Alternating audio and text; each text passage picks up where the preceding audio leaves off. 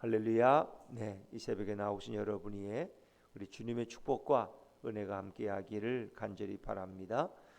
자, 시편 51편은 다윗의 참회 시입니다. 우리가 이미 시편 32편에서 다윗의 참회 시를 한번 다룬 경험이 납니다. 허물의 사함을 받고 그 죄의 가리움을 받은 자가 복이 있도다라고 시편 32편은 시작됩니다. 다윗은 참 정직하고 하나님 앞에서 아름다운 삶을 살았지만 그의 삶에도 이런 참으로 어려운 일을 그가 겪게 됩니다.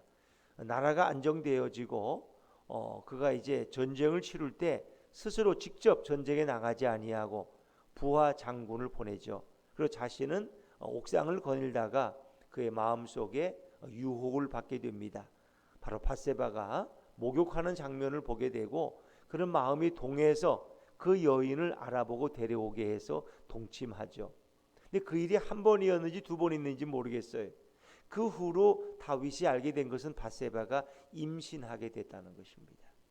이제 그냥 그 여인을 데려다가 잠을 잔 것은 뭐 왕이니까 그렇다고 치더라도 그녀가 임신했다는 것은 그 죄가를 만천하에 드러내는 일입니다. 다윗은 그것을 숨기기 위해서 그의 남편인 우리아를 전쟁터에서 소환합니다. 그리고 자신의 식탁에서 좋은 음식을 주고 그리고 취하게 만들어서 그로 하여금 밧세바와 동침하게 만듭니다. 근데 우리아는 워낙 그가 정직한 사람이고 나라를 사랑하는 사람이었기 때문에 아니 지금 내 동료들은 전쟁터에서 싸우고 있는데 어찌 나만 내 아내와 편안하게 동침할 수 있느냐? 그럴 수 없다는 것입니다. 그런 집으로 들어가지 않고 왕궁 앞에 텐트를 치고 거기서 잠을 자는 겁니다. 다윗이 이렇게 해도 안 되고 저렇게 해도 안 되고 이게 방법이 없어요. 그래서 어쩔 수 없이 우리아를 전쟁터로 돌려보내면서 그에게 편지를 써서 보냅니다. 그것은 바로 우리아를 전쟁터에서 죽게 하라는 것입니다. 그래서 결국은 어떻게 합니까? 우리아를 전쟁 깊은 곳에 데려갔다가 다른 군사들은 다 후퇴해서 우리아 장군만 앞에 적진에 깊이 뒀다가 결국은 죽게 만들죠. 이건 의도적인 살해입니다. 그리고 다윗은 교사범이 되는 것입니다. 다윗은 이제 그러면 아무도 모를 줄 알았어요. 완벽하게 숨길 수 있을 줄 알았어요. 그런데 그럴 수 없죠. 하나님은 나단 선지자를 보내서 다윗을 깨닫게 하십니다. 그래서 우리가 알다시피 양의 이야기를 하죠. 어떤 부잣집에 손님이 왔는데 부자에게는 양들이 많이 있다. 근데 자기 양을 잡는 게 아까워가지고 저 가난한 사람은 양 한 마리를 자기 자식처럼 키우는데 결국은 이 부자는 힘이 있으니까 종들을 보내서 가난한 사람의 양 한 마리를 뺏어오게 했다. 그리고 그것을 갖다가 손님을 대접했다. 그러니까 다윗이 막 흥분해가지고 그런 나쁜 놈이 어디 있느냐고 세상에. 근데 다윗이 나단이 바로 당신이 그 사람이다. 당신에게는 많은 후궁들이 있어, 여인들이 있어, 얼마든지 그들과 동침할 수 있는데 우리아에게는 아내가 밧세바 하나밖에 없는데 남의 아내를 뺏어서 너가 동침했느냐.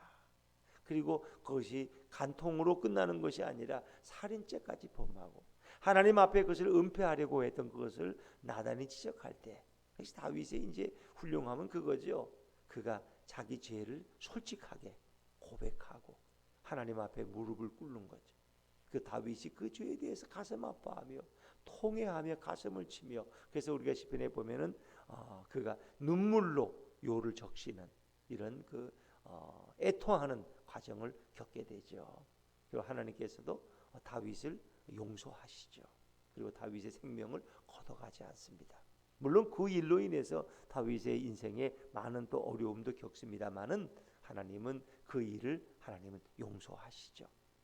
자, 다윗이 이제 나단의 지적을 받았을 때 그가 너무나 애통하는 마음으로 그가 하나님 앞에 회개한 것을 이 시가 기록하고 있죠. 그래서 다윗 스스로가 자신의 회개의 과정을 이렇게 고백해 놓은 시가 다윗의 참회시로 시편 51편을 우리가 알 수 있습니다.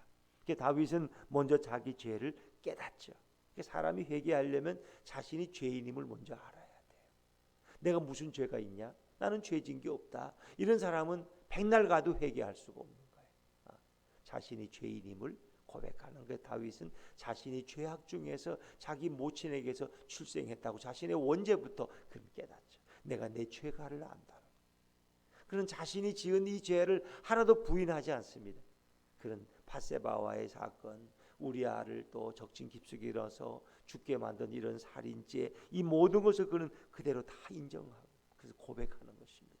이제 문제는 이 죄를 하나님께서 씻겨달라는 것입니다. 내 스스로는 죄를 씻을 수가 없으니까 하나님께서 이 더러운 죄악을 씻겨달라고 하나님 앞에 고백하고, 그리고 내 죄를 씻어주셨을 때 이제 내가 예전과 같은 구원의 즐거움을 다시 누릴 수 있게 해달라고. 범죄한 사람은 즐거워할 수가 없어, 행복할 수가 없어. 왜? 그 죄가 늘 그가 죄를 깨닫는 순간부터 그 죄가 자신을 힘들게 하거든요. 다윗은 이제 그런 마음의 그 고통과 하나님의 용서를 구하는 이런 간구를 시로 그가 표현하고 있습니다. 자, 먼저 우리 1절 2절 말씀을 먼저 1절 2절 말씀을 같이 한번 읽겠습니다. 1절 2절입니다. 시작. 하나님이여 주의 인자를 따라 내게 은혜를 베푸시며 주의 많은 긍휼을 따라 내 죄악을 지워 주소서. 나의 죄악을 맑게 씻으시며 나의 죄를 깨끗이 제하소서. 그 죄가 너무 힘든 거예요. 그런 죄를 숨기려고 하고 은폐하려고 했지만 어느 순간에 그것이 탄로가 나버리고 나단에 의해 지적을 받을 때 그는 그 죄를 어떻게든 하나님 앞에서 용서받기 위해서 내 죄를 지워달라고 그는 고백하죠. 2절에 특별히 나의 죄악을 맑게 씻으시며 나의 죄를 깨끗이 제하소서. 이제 예전 성경에는 내 죄를 도말해 달라고. 도말이라는 것은 마치 더러운 이 벽을 페인트로 새로 칠하듯이 모든 것을 깨끗하게 바꾸는 거예요. 내 더럽고 추악한 죄악을 깨끗이 씻어달라는 그런 간절한 기도죠. 다윗은 자신의 죄를 분명히 알아요. 자, 3절입니다. 3절 같이 읽죠. 시작. 무릇 나는 내 죄가를 아오니 내 죄가 항상 내 앞에 있나이다. 그런 자기 죄를 알아요. 역시 인간이 구원받는 첫 걸음은 자신이 죄인임을 아는 거예요. 자신이. 우리 물론 아담과 하와로부터 원죄를 가지고 있지만은 내가 날마다 범죄하며 살아가는 죄인임을 먼저 인정하는 게 중요해요. 그래서 죄를 인정한 자가 죄를 용서받을 수 있죠. 그래서 5절에도 내가 죄악 중에서 출생하였으며 어머니가 죄 중에서 나를 잉태하였나이다. 이 죄를 깨달은 자는 이제 하나님 앞에서 내 죄를 용서해 달라고, 내 죄를 도말해 달라고 그렇게 하나님 앞에 부르짖고 기도하는 것이죠. 그래서 그가 하나님 앞에서 나를 정결하게 해달라고 하는 기도를 드리는데 7절입니다. 7절 말씀 같이 읽죠. 시작. 우슬초로 나를 정결하게 하소서. 내가 정하리이다. 나의 죄를 씻어 주소서. 내가 눈보다 희리이다. 주님 앞에서 자신의 죄의 용서를 구하고 있습니다. 우리 인간의 죄는, 우리 죄를 해결하실 수 있는 분은 바로 하나님밖에 없고 예수님밖에 없습니다. 내가 내 죄의 문제를 스스로 해결할 수가 없는 거예요. 나는 하나님 앞에 물론 애통하는 마음으로 회개할 수 있고 주님의 용서를 구하고 은혜를 구할 수 있어요. 그러나 그 죄를 도말하시는 분은 바로 하나님이시고 예수님이에요. 그래서 하나님 앞에 그는 먼저 기도하죠. 나의 죄를 씻어주셔서 내가 눈보다 희리이다. 주님만이. 결국은 하나님께서는 인간의 죄를 해결할 수 있는 길을 열어주셨는데 그것이 바로 예수 그리스도를 통해서 예수님이 십자가에서 보혈을 흘리심으로 우리 인간의 죄가 용서받는 길을 열어주신 것이죠. 다윗은 이 기도를 계속해서 고백하고 있습니다. 내 죄악을 9절에도 주의 얼굴을 내 죄에서 돌이키시고 내 모든 죄악을 지워주소서. 결국 인생의 문제는 죄의 문제라는 것이죠. 인생의 문제는 물론 우리는 죄를 별로 심각하게 생각하지 않습니다. 뭐 인간이 연약하니까 죄를 짓는 거고 또 예수 믿으니까 또 용서받은 거고 이렇게 생각하지만은 결국은 인간을 불행하게 만드는 것이 죄예요. 그래서 우리가 기도 중에 나로 하여금 죄를 깨닫게 하실 때도 있고 물론 내 스스로가 죄의 어떤 그 양심의 가책을 느낄 때도 있고 우리는 그때 죄가 생각날 때 하나님 앞에 고백하고 용서를 빌어야 되겠죠. 또 주님이 기도 중에 우리의 죄가 생각나게도 하셔요. 그럴 때 우리는 나로 하여금 이거 회개를 원하시는구나. 주님 앞에 입술로 고백하고 내 마음으로 애통하는 자세가 필요하죠. 그래서 죄를 용서받는 과정에 보면은 먼저 자신의 죄를 깨닫는 이런 지적인 깨달음이 있어야 돼요. 두 번째는 그 자신의 죄를 애통하면서 참회하는 이런 정적인 이런 과정도 필요해요. 죄를 그런 죄에 대해서 가슴 아파하고 가슴을 치면서 죄로 인해서 애통하는 그런 자세. 그리고 이제는 다시는 죄를 범지 않겠다는 하나님 의지적 요소. 내가 이제 하나님 앞에서 정말 이제 범죄하지 않고 바르게 살도록 하나님 나를 도와주십시오 하는 이런 고백, 의지적인 고백도 필요하겠죠. 근데 다윗이 이제 이 범죄하면서 가장 그가 하나님 앞에 또 간절하게 기도한 내용이 하나 있어요. 주의 성령을 거둬가지 말아달라는 거예요. 자, 우리 11절, 12절 말씀, 11절, 12절 말씀 같이 읽죠. 시작. 나를 주 앞에서 쫓아내지 마시고 주의 성령을 내게서 거두지 마소서. 주의 구원의 즐거움을 내게 회복시켜 주시고 자원하는 심령을 주사 나를 붙드소서. 성령이 떠나면 인간은 회개도 할 수 없지요. 그래서 사울 왕과 다윗은 왕으로서 기름 부음을 받을 때 성령이 그에게 임하는 거죠. 사울도 성령이 임했던 사람이에요. 성령이 충만함을 성경에도 기록되어 있어요. 근데 그가 이제 범죄하고 불순종할 때 결국 어떻게 해요? 하나님의 명령을 몇 번씩 어기잖아요. 그럴 때 결국은 그에게서 하나님께 성령을 걷어가시죠. 성령이 떠난 이후에 사울은 완전히 미친 사람이 돼가지고 결국 그렇게 살다가 비참하게 자결하는 불행한 왕이 되어버리고 말죠. 다윗은 그 모든 과정을 지켜봤어요. 그래서 그가 범죄했을 때 가장 큰 기도 중에 하나가 11절에 나를 주 앞에 쫓아내지 마시고 주의 성령을 내게서 거두지 마소서. 그러니까 구약 시대에도 성령의 내주가 있었던 것이죠. 근데 그것은 모든 사람에게 부어준 성령이 아니라 특별한 사람들에게, 제사장이나 선지자나 왕들에게는 하나님이 직접 성령으로 그의 마음속에 충만하게 임재해 계셨다는 거죠. 그것이 이제 성령의 내주, 성령의 임재라고 할 수 있죠. 근데 그가 범죄했을 때 성령이 혹 그를 떠날까봐 다윗은 이렇게 정말 간절하게 하나님 앞에 기도하죠. 근데 하나님이 성령을 걷어가지는 않으셔요. 그래서 그가 다시 회개하고 그리고 그의 구원의 즐거움을 이제 다시 회복시켜 달라고 기도하죠. 12절 주의 구원의 즐거움을 내게 회복시켜 주시고 자원하는 심령을 주사 나를 붙드소서. 그래서 다시 범죄하기 전에 그 구원의 즐거움을 내게 회복시켜 주시고 이제는 주님이 나를 붙드셔서 내가 흔들리지 않게 해달라고 그런 기도합니다. 이제는 정말 주님이 나와 함께 하셔서 내가 다시는 범죄하지 않는 어떤 그런 삶을 살게 해달라고 기도하죠. 그러나 이제 계속 이 시는 나를 구원해 달라는, 죄에서 건져 달라는 그런 기도가 계속 반복되고, 자, 우리 14절 15절입니다. 14절 15절 같이 읽죠. 시작. 하나님이여 나의 구원의 하나님이여 피 흘린 죄에서 나를 건지소서.